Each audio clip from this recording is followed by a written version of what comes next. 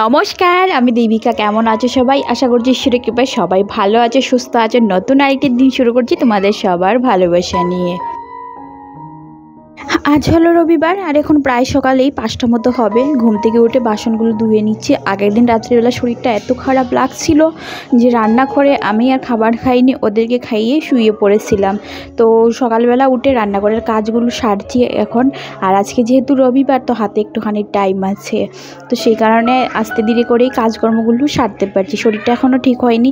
আর এখন না গরম একবার চলে গিয়েছিল, মানে মধ্যেখানে একটুখানি ঠান্ডা ঠান্ডা ওয়েদার হয়েছিল, কিন্তু তারপর আবার গরমের পরিমাণটা অনেকটা বেশি হয়ে গেছে।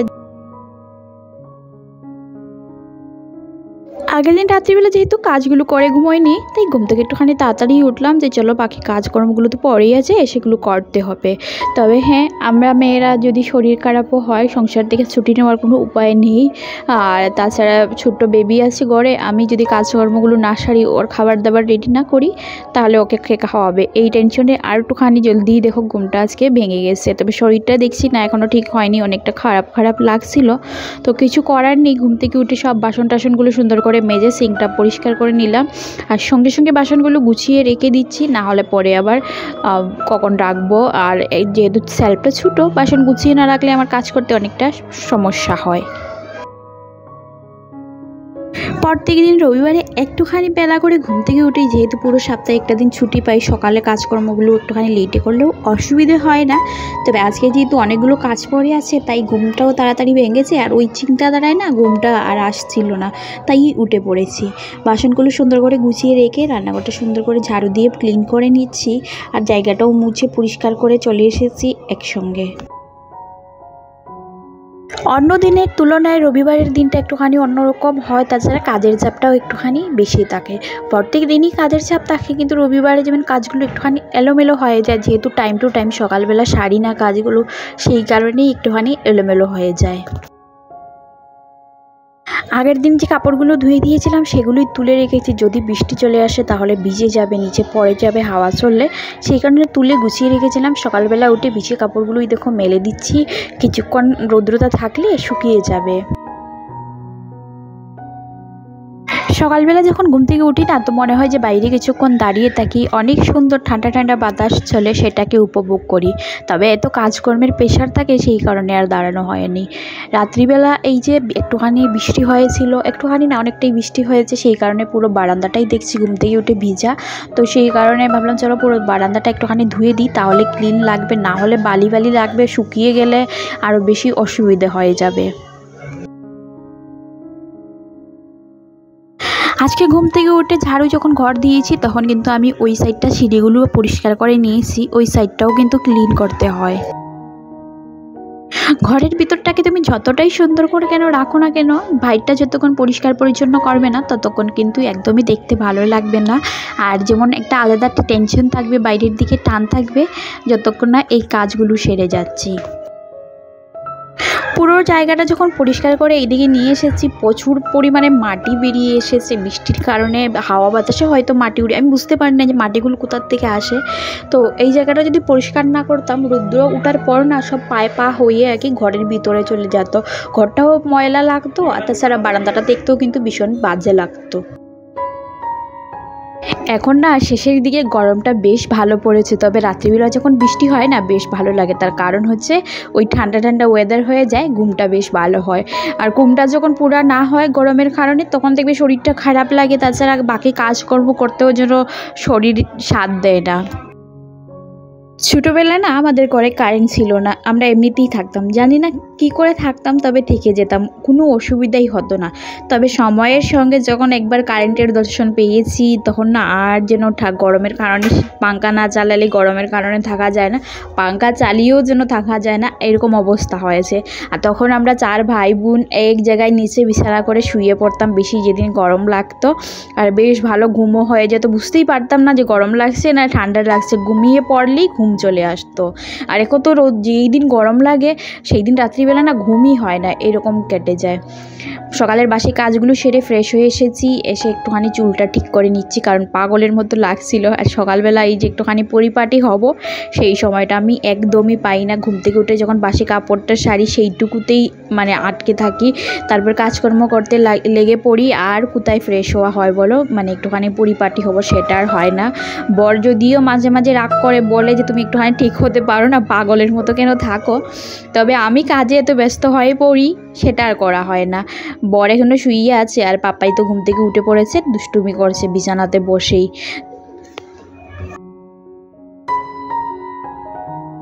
জানো তো, আমি যখন শ্বশুরবাড়িতে যাই না ঠিকই পরিপাটি হয়ে থাকি। এত ব্যস্ততা থাকে ওইখানে, 20 জন মানুষের রান্না বান্না, খাওয়া দাওয়া, জয়েন্ট ফ্যামিলি আমাদের, গেলে মানে কি আর বলবো, সারাদিনে শ্বাস ফেলানোর সময় পাওয়া যায় না।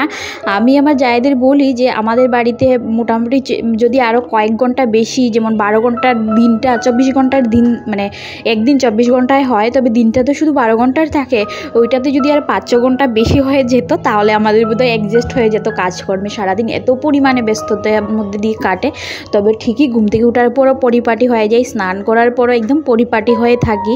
জানি না মানে কিভাবে হয়ে যায়, তবে থাকি। আর এইখানে মানে একা থাকি, কাজগুলো বলে দেওয়ার মতো কেউ নেই যে এই কাজগুলো এই সময়ের মধ্যে তোমাকে সারতেই হবে। আমি নিজের তাড়নায় কাজকর্মগুলো সারি, তবে ওই আর কি পরিপাটি হয়ে তারপরেও থাকতে পারি না। এইটা একটা মানে জানি না কেন এরকম হয়ে যায় আমার সাথে। বিয়ের পর থেকেই আমার বর ভীষণ রাগ করে, মানে মাঝে মধ্যেই আমাদের এই নিয়ে ঝগড়াঝাটি হতো যে আমি কেন একটুখানি সেজে গুজে থাকি না। আর আমার না ওই সাদা মাটা থাকতে ভীষণ ভালো লাগে। ছোটোবেলার থেকেই গরিব ঘরের মেয়ে ছিলাম, সেই রকম সাজাগুজার কোনো কিছু পেতামও না। আর এখন পাওয়ার পরও না সাজতে ভালো লাগে না, এই রকম সাদা মাটা থাকতেই ভালো লাগে। তোমাদের সাথে গল্প করতে করতে আগের দিনের যে ছিল ডাল্লার চাল ভিজানো, সেগুলো একটুখানি বেটে নিয়েছি, নিয়ে আর আরও কয়েকটা চিলা রেডি করে নিয়েছি। সকালবেলা এটাই ব্রেকফাস্টে খাওয়া হবে। আর তারপরে দেখো চা করে নিয়েছি, পাপাইয়ের জন্য দুধ গরম করেছি আর আমরা দুজনের জন্য চা করে নিয়েছি। তার আগে পাপাইকে ফ্রেশ করিয়ে দিয়েছি আর আমার বড় অলরেডি ফ্রেশ হয়ে গেছে। তো এবার চলো আমরা চাটা খাই। তারপর বসিয়ে দিয়েছি। এখানে দেখো ডাল মানে বেটে নিয়েছি, একটুখানি ভিজিয়ে রেখেছিলাম, তো ডালের বড়া করে নিচ্ছি। আর ভাত আছে কিছুটা, তো পান্তা ভাত আর ডালের বড়াই খাওয়া হবে সকালবেলা। আর সকালবেলা মানে রবিবারের দিন কিন্তু অন্যদের ঘরে যেহেতু মাছ মাংস সবই রান্না করা হয়, আমাদের সেরকম ভারী ভরকম খাওয়া হয়ও না। আর চাইলেও জানো তো সব মানে আগের দিন এনে না রাখলে সেটা পাওয়া যায় না। যেমন মনে হলো যে চিকেন খেয়ে নেব, তো দিনের বেলা ওই দোকানগুলো বন্ধই থাকে, বিকেলবেলাই খুলে। তো কিছুটা ভাত ছিল যেটা আমি জল ঢেলে রেখেছি, আর মাছের তরকারি ছিল সেটা গরম করে নিয়েছি। তো এই ছিল আমাদের খাবার দাবার।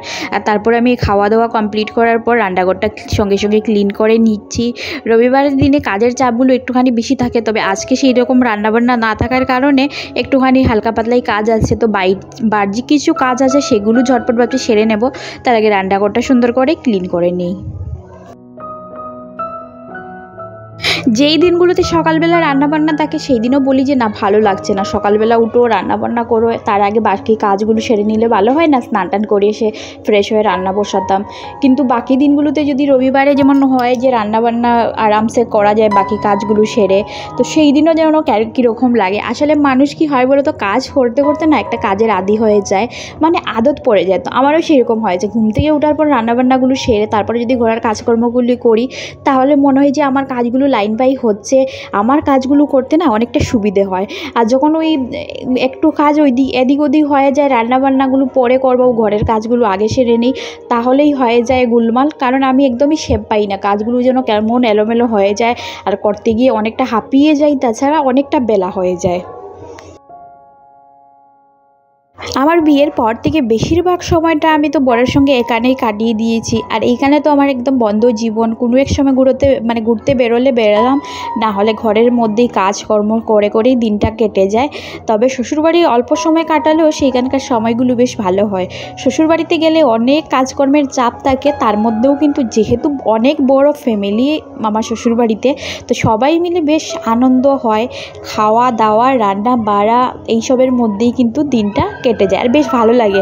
সারাদিন কাজ করার পর বিকেলে কারো না কারো বাড়িতে কিছুর জন্য নিমন্ত্রণ থাকে, তারপর ওই আত্মীয় স্বজনদের ঘরে কিছু হলে নিমন্ত্রণ হয়, যাওয়া হয়, সবাই মিলে খাওয়া দাওয়া গল্প আড্ডা এইসবও হয়।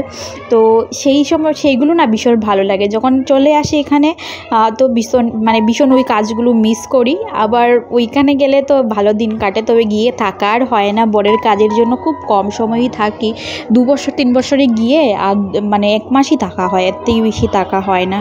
তো ওই আজকে শুধু রান্নাঘরের কাজগুলো সেরে নিয়েছি, সেরে স্নানটা সেরে কাপড় কিছুটা ধুয়ে তুলে এসেছি। আর তারপর দেখো এই রুমের কাজগুলো সারছি, বিছানাটা গুছালাম, কাপড় ছিল সেগুলো সুন্দর করে গুছিয়ে নিয়েছি। আর এবার ঘরটা ঝাড়ু দিয়ে ঘরটা মুছে নেব, তারপর একটুখানি ফ্রেশ হয়ে এসে পুজোটা দেব। কাজগুলো সব অদল বদল হয়ে গেছে। আর তারপর অনেক কাজকর্ম করার পর বিকেলবেলা একটুখানি রেস্ট নিয়েছিলাম। আর এখন হয়ে গেছে সন্ধ্যা, আর আমি জ্বালিয়ে নিচ্ছি ভুট্টা খেতে আমার ভীষণ ভালো লাগে। আর মোটামুটি বড় নিয়ে আসে, আমি একাই খাই, আমার বর খায় না, সোনা পাপাও খায় না, ও খেতে পারে না, অনেক ছোটো তো তাই। তো আমি একাই খাই, পর ভালো লাগে। কিছু জিনিস নিয়ে আসার পর না ওই খাবো বলে ফ্রিজে থেকে যায়, নষ্ট হয়ে যায়।